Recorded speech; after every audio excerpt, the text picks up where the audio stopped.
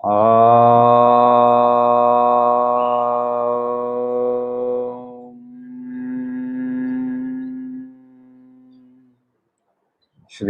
गुरु गणेशाभ्याम नमः। हरिः ओम। गीता स्वाध्याय 121वें सेशन में आपका स्वागत है।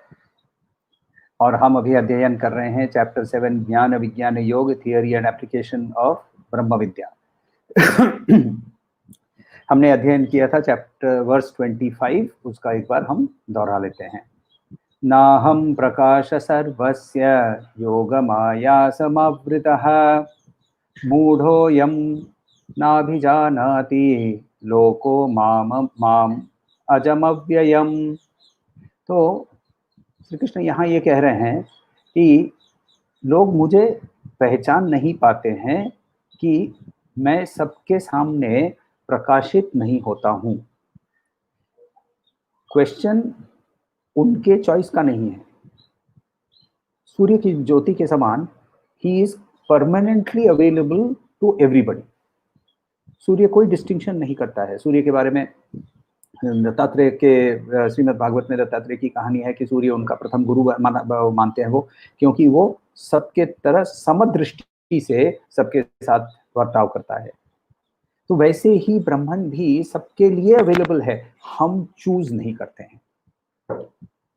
क्यों नहीं चूज करते हैं? क्योंकि हम योग माया से मोहित हो जाते हैं। तो योग माया से हम मोहित हो जाते हैं या हम योग माया के साथ उलझ जाते हैं, ये सवाल बहुत क्लियरली हम लोगों को समझना चाहिए। क्योंकि हमारे प्रॉब्लम क्या है, हम ना बॉडी माइंड इंटेलेक्ट की आइडेंटिफिकेशन में इतना फंसे हुए होते हैं कि ना तो हम अनमैनिफेस्ट ब्रह्मन, ना ही हम मैनिफेस्ट ब्रह्मन, दोनों में से किसी को भी एक्सेप्ट करने को तैयार नहीं होते हैं। तो जब श्री रामकृष्ण परमहंस जीवित थे तो उनके 12, 14, 15 जो डिसाइपल्स थे, उन्होंने उनको मान लिया था। बट फिर भी क्वेश्चनिंग होती थी ना, उसमें कोई गलत नहीं है। Questioning to find out the truth is the Vedantic method. मगर questioning to denigrate, questioning to doubt, ये ह्यूमन नेचर है, उससे हमें परे आना जरूरी है। सो इन दैट सेंस हम ना तो मैनिफेस्ट ब्रह्मन, ना ही हम अनमैनिफेस्ट ब्रह्मन। हम जब एक मूर्ति की पूजा करते हैं तो वो एक हमारे लिए रिचुअल होता है। ऐसा करो नहीं तो पाप हो जाएगा, ऐसा करो नहीं तो अनिष्ट हो जाएगा। तो स्पिरिचुअल लेवल पे सत्यनारायण की कथा यदि देखा जाए तो उसकी मीनिंग ही अलग है। मगर यदि आपको नॉर्मली आप जब सत्यनारायण की कथा करवाते हैं तो वो कथा में क्या होता है, लीलावती, कलावती और वो प्रसाद नहीं खाना और उसके कारण दंडित हो जाना, ये एक डर के मारे या तो हम बाय रिचुअल या बाय फियर हम रिलीजन के अंदर में इन्वॉल्व होते हैं। रिलीजन का मतलब होता है रीलिगारे, टू ट्राई अगेन। किसके साथ? टू सेल्फ के डिसिप्लिन के साथ। नियम और यम के बिना हम यदि धारणा या ध्यान की स्टेज को पहुंचने की कोशिश कर रहे हैं तो वो नहीं होने वाला। तो इस डिल्यूशन में, इस मोह के अंदर में हम कैसे जीते हैं, इसके बारे में उपनिषद भी बहुत क्लियरली, उपनिषद के जो ऋषि थे वो हमारे लिए वो बहुत क्लियरली ह्यूमन नेचर को भी बहुत अच्छी तरह से समझते थे। तो वहाँ वो कहते हैं, स एव माया परिमोहित आत्मा शरीरम अस्थाय करोति सर्वम।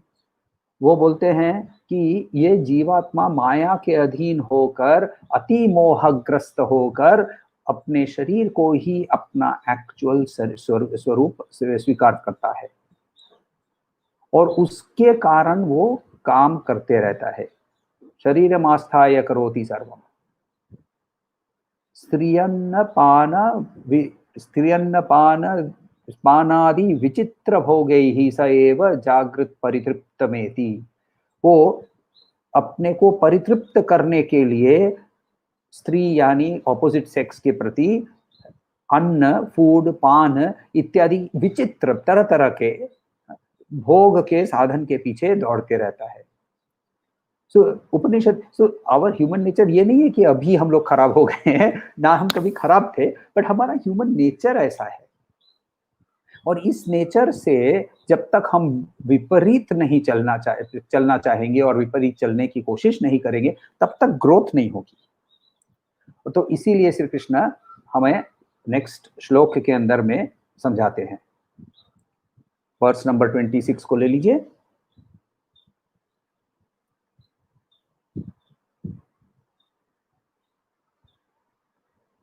वेदाहं समतीतानि वर्तमानानि चार्जुन। एक एक लाइन लेते हैं। वेदाहं समतीतानि वर्तमानानि चार्जुन भविष्यानि च भूतानि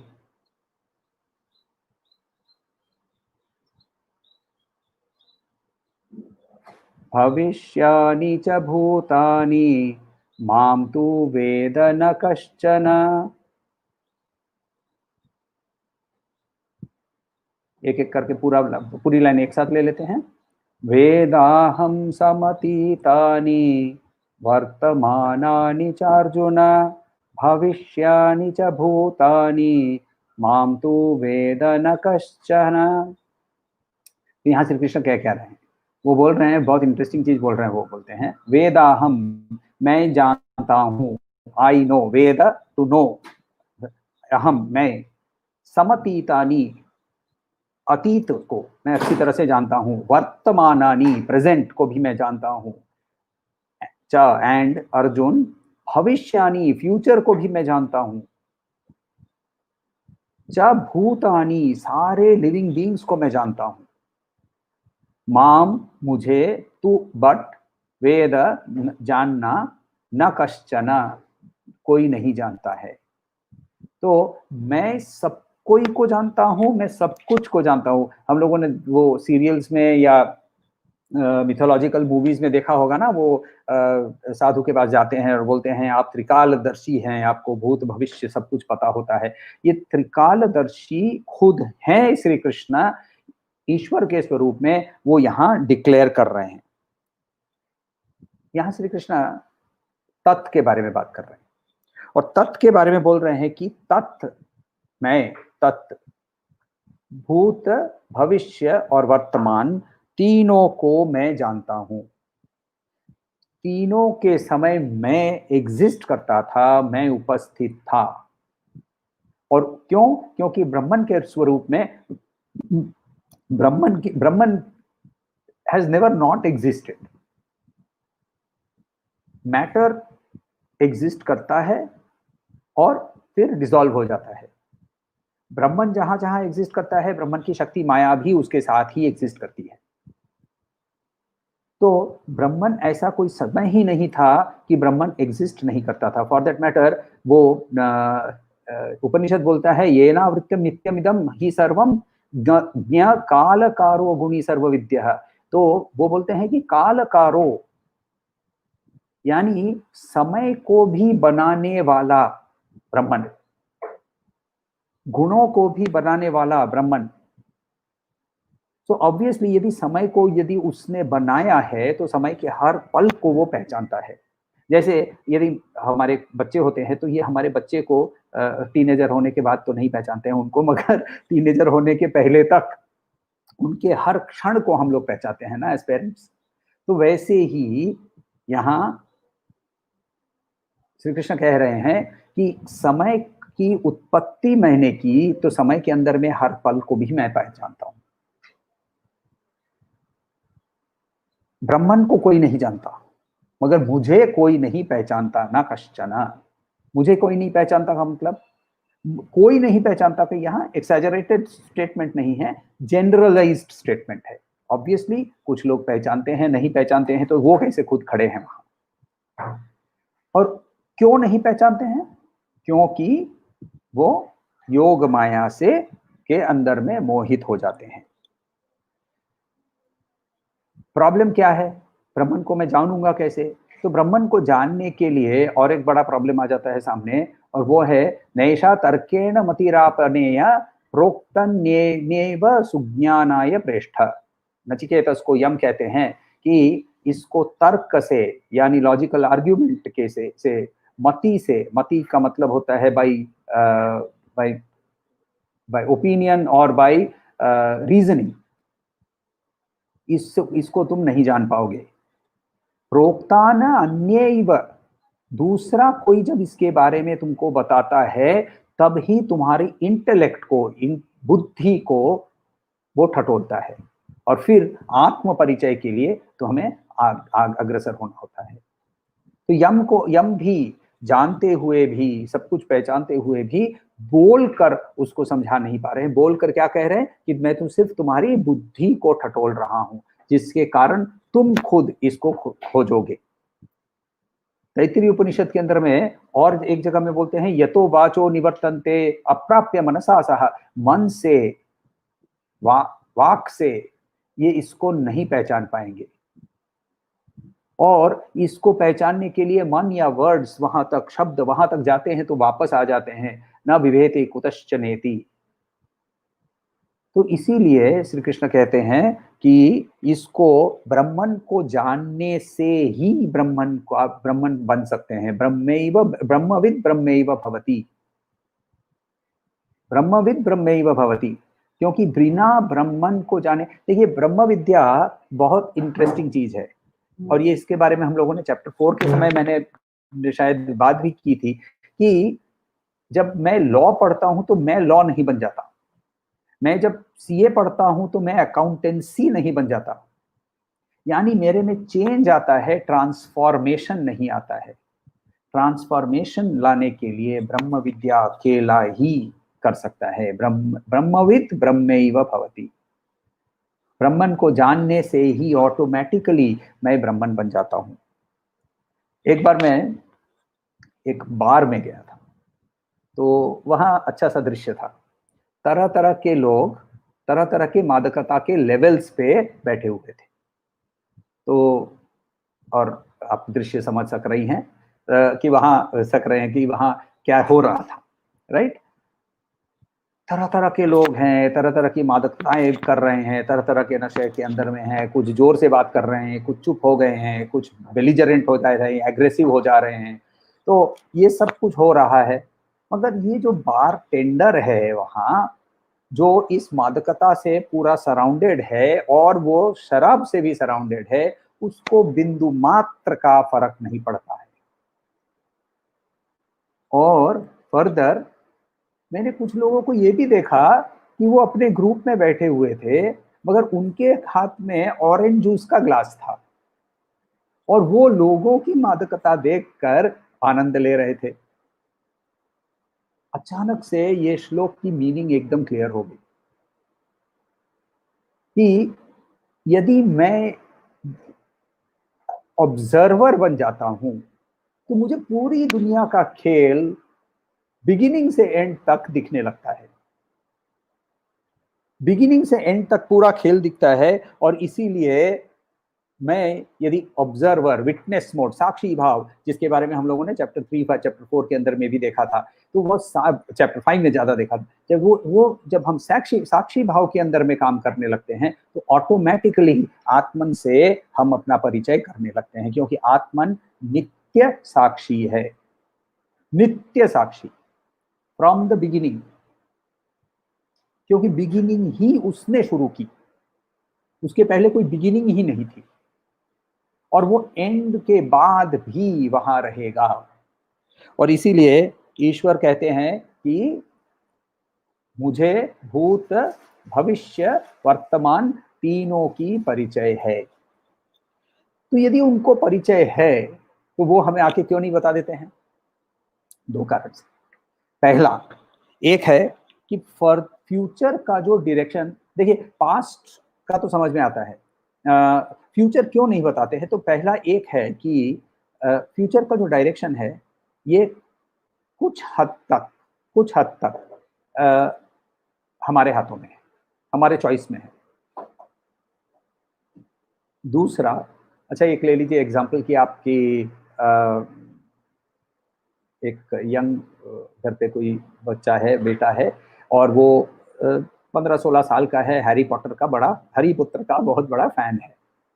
और नई मूवी आई, उसका एग्जाम चल रहे थे, मगर आप जाकर देखने चले गए, आप अपने फैमिली के साथ, मगर उसको बेचारे को घर छोड़ के गए। वापस आकर जैसे ही आप मुंह खोलते हैं, बोलते हैं कि क्या हुआ जानते हो, तुरंत उसका रिएक्शन क्या होता है, चुप, डोंट टेल मी, मुझे स्पॉइलर पसंद नहीं है।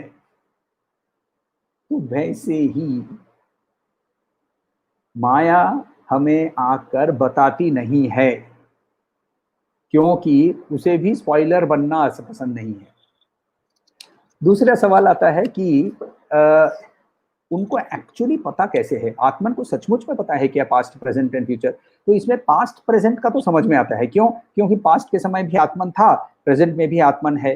फ्यूचर के बारे में, तो फ्यूचर के बारे में ऐसा है कि यदि हम एक ग्राफ ड्रॉ करते हैं, राइट, ऐसे करके लाइन ड्रॉ जाती है, ग्राफ ड्रॉ करते हैं, उस ग्राफ के अंदर में जो हमारे पॉइंट्स हैं, उसके बेसिस पे फ्यूचर वाला पॉइंट एक्स्ट्रापोलेट किया जा सकता है, खींच के हम लोग लाइन को एक्सटेंड कर सकते हैं।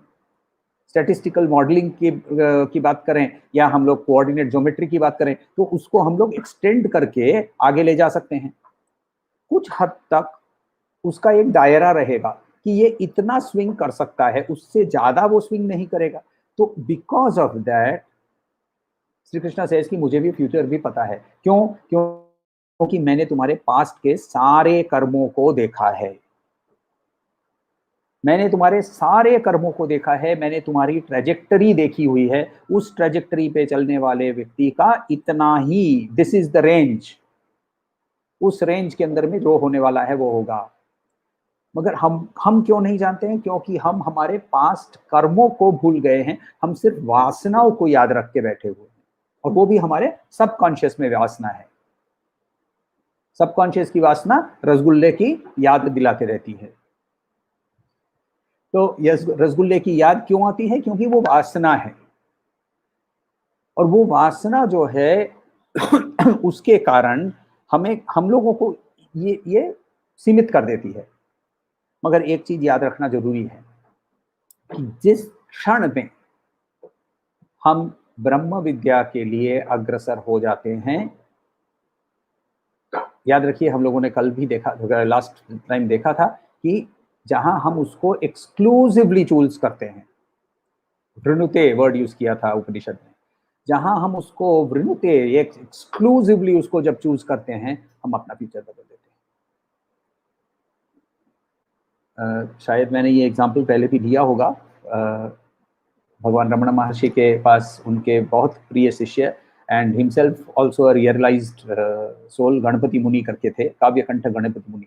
उन्होंने काफी किताबें लिखी है, और भगवान रमण के ऊपर भी और देवी के ऊपर भी, वो देवी के उपासक थे। तो उन्होंने, and he was very famous astrologer, तो उन्होंने इस भगवान रमण का हॉरोस्कोप देखकर कहा कि इस हॉरोस्कोप के अनुसार ये व्यक्ति को अभी फॉरेन में होना चाहिए था, किसी देश में रहना चाहिए था। और भगवान रमण ने कहा, जिसका तुम हॉरोस्कोप देख रहे हो वो तो मर चुका है। क्यों? क्योंकि जिस कर्म का ढेर था वो डिस्ट्रॉयड हो गया था। कैसे डिस्ट्रॉयड हो गया? क्योंकि उन्होंने अपने आप को पहचान लिया। तो इस पोजीशन से, जब हम इस पोजीशन से, हम लोग को ये समझना बहुत इंपॉर्टेंट है कि हमारे हाथ में, हमारा फ्यूचर हमारे हाथ में है। ये नहीं कि प्री डेस्टिनेशन, हाँ हमारे हाथ में टू अ सर्टेन एक्सटेंट है।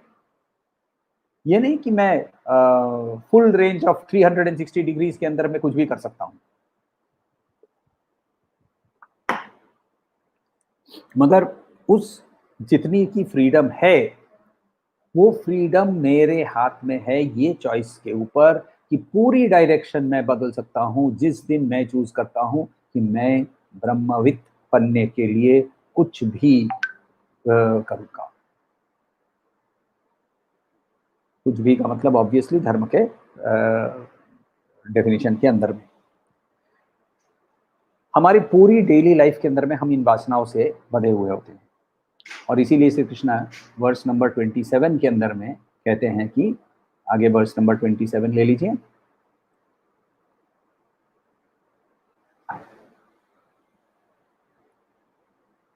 इच्छा द्वेष समुत्थेन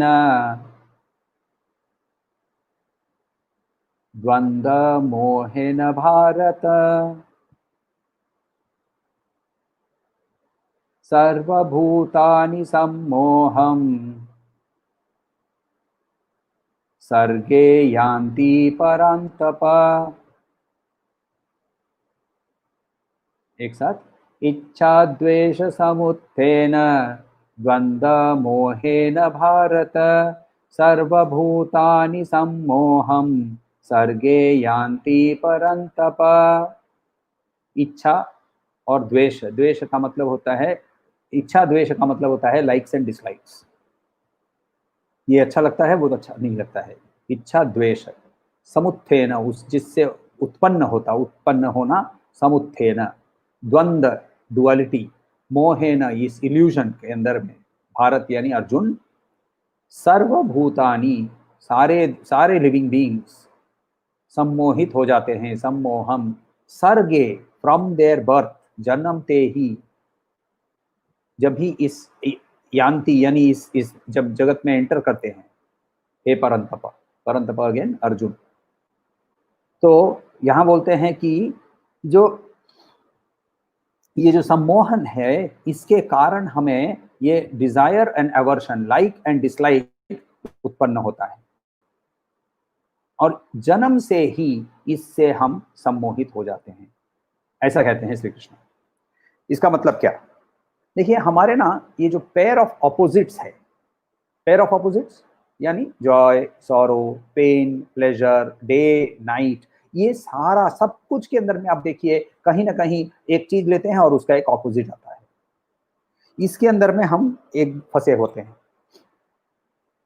और किसी भी जब एक पेयर ऑफ ऑपोजिट्स आता है हमारे सामने, तब हम बोलते हैं कि मुझे ये वाला पसंद है और वो वाला पसंद नहीं है। तीखा मीठा, तीखा पसंद नहीं है, मीठा पसंद है। जॉय सॉरो, जॉय पसंद है, सॉरो पसंद नहीं है। नाइट डे, डे पता नहीं, मगर नाइट को सोने में बहुत मजा आता है, आई प्रेफर नाइट। तो ऐसे हमारे अंदर में हर चीज के अंदर में एक लाइक एक डिसलाइक, एक लाइक एक डिसलाइक होते रहती है।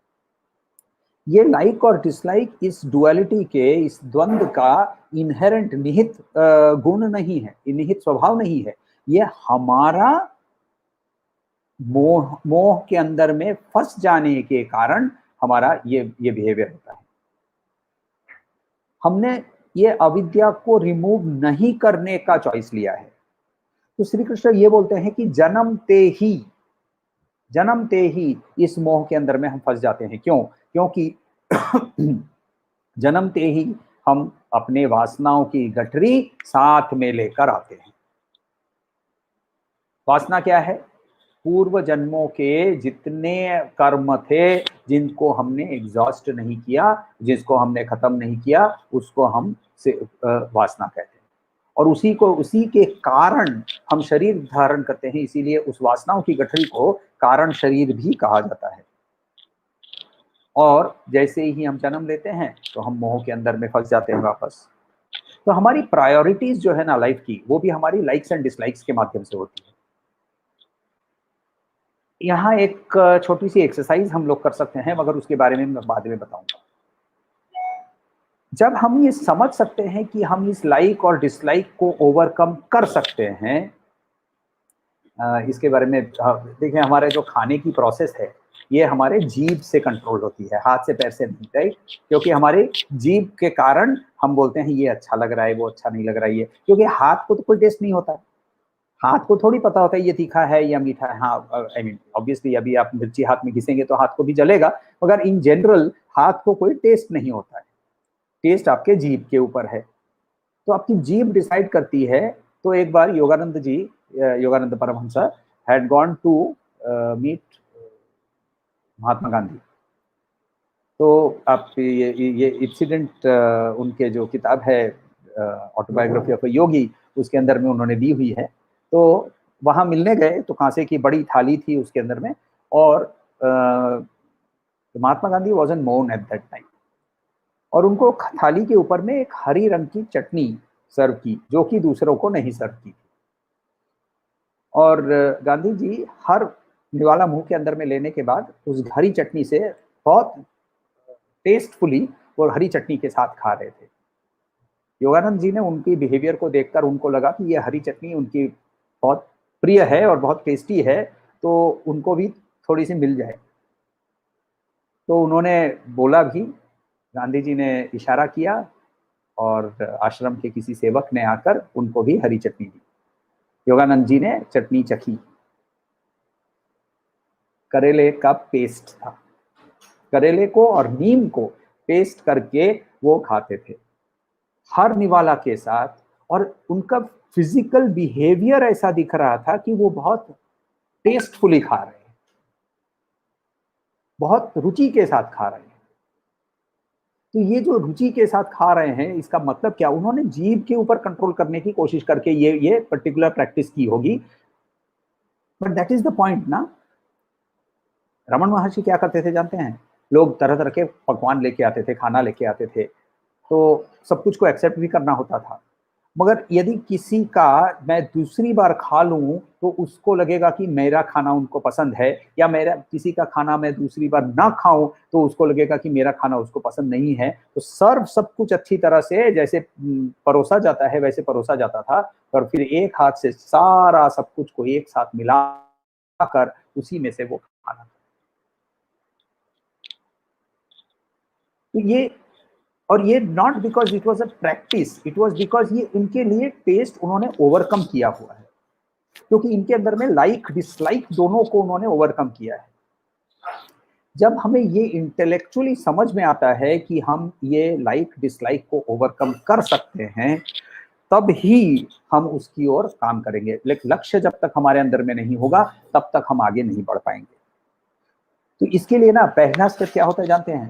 पहले डिसलाइक्स को हटाते हैं, ये पसंद नहीं है। विषय, वस्तु, व्यक्ति, व्यक्ति के अंदर में भी पर्टिकुलर बिहेवियर, तो ये पर्टिकुलर तरीका है उसका बोलने का, या वहां वो बैठ के पैर हिलाते रहता है। छोटी छोटी चीजों से हम लोगों को लोगों के बारे में कितना इरिटेशन होता है ना। तो ये पैर हिलाता है, या टीवी के सामने बैठते ही वो चैनल चेंज कर लेता है।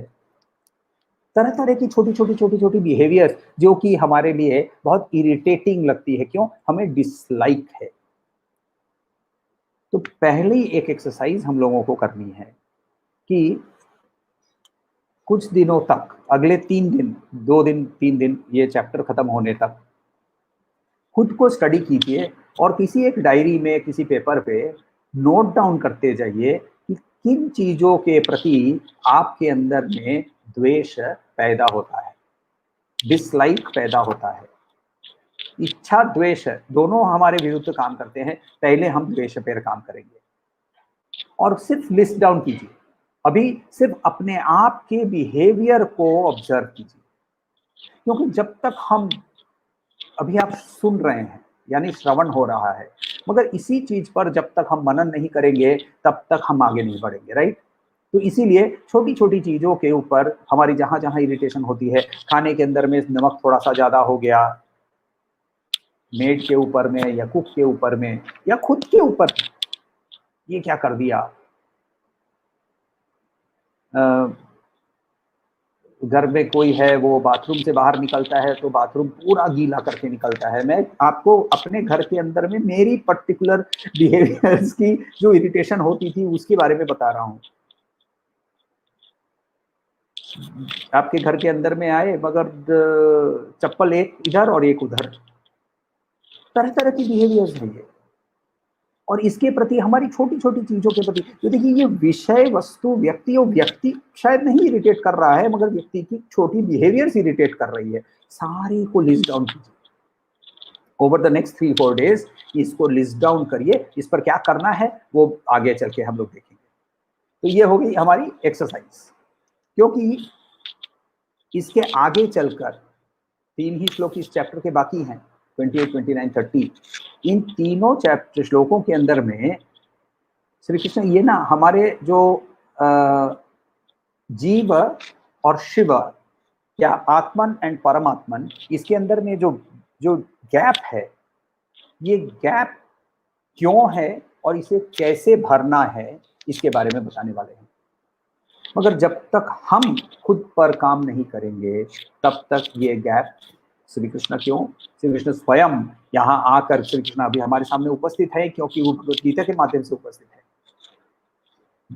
मगर फिजिकली स्वयं आकर भी हमें कुछ बोलें तो भी हमारे अंदर में चेंज नहीं होगा जब तक हम चेंज नहीं करने को चाहिए।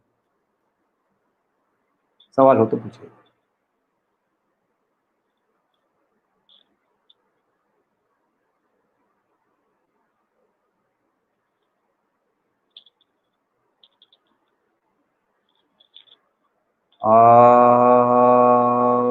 शांति शांति शांति।